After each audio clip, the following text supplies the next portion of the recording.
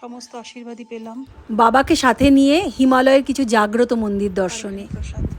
হর হর মহাদেব, ওম নমঃ শিবায়। পুরো স্ফটিকের শিবজি, কি সুন্দর মন্দির। সর্ব পাপ হরো সর্ব রোগ হরো নমঃ পার্বতী পতয়ে হর হর মহাদেব। এটি হিমাচলের একটি বিখ্যাত মার মন্দির, শিবজির মন্দিরও বটে। শিব আর শক্তি, শক্তিকে ছাড়া তো শিব অসম্পূর্ণ। এবার এখান থেকে চলেছি রাম মন্দিরের উদ্দেশ্যে। এটা হচ্ছে রামলোক মন্দির, দেখো কত বড় নাগরাজ। ভিডিওটা বানাতে গিয়ে খেয়াল করলাম চারিপাশে কিন্তু হিস হিসানি শব্দ। ভগবান শ্রীরামেরই মন্দির, অনেকটা চড়াই। আমার তো চড়াই একটু প্রবলেম, যেন ঠিক তোমরা সাপের আওয়াজ। ওই দেখো নিচে গাড়ি আছে, আর আমি একা একা যাচ্ছি, দেখি যেতে পারি কিনা।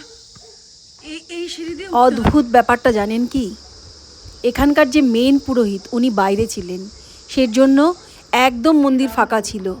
উনি থাকলে কিন্তু অনেক ভিড় থাকে। আমি কি আনন্দ করে মন্দিরে গান গাইলাম দেখুন।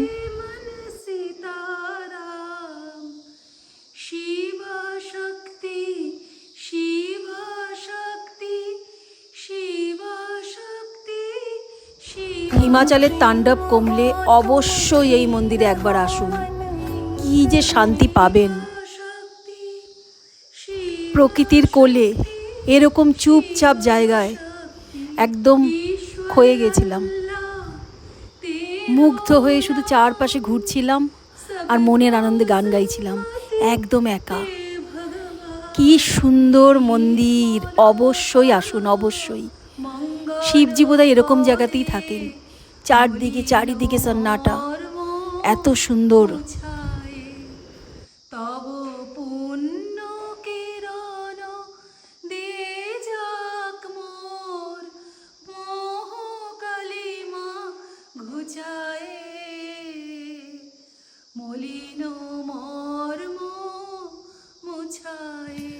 নমঃ পার্বতী পতয়ে হর হর মহাদেব।